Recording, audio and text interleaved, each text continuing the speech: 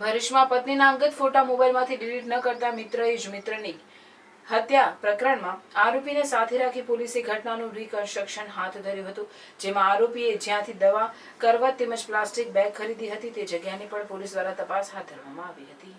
ભરૂચ જિલ્લા સહિત સમગ્ર રાજ્યમાં ચકચાર જગાવનાર સચિન હત્યા પ્રકરણમાં આરોપી શૈલેન્દ્ર 8 દિવસના પોલીસે રિમાન્ડ ઉપર છે, ત્યારે પોલીસે આરોપીની સાથે રાખી સમગ્ર ઘટનાનું રિકન્સ્ટ્રક્શન હાથ ધર્યું.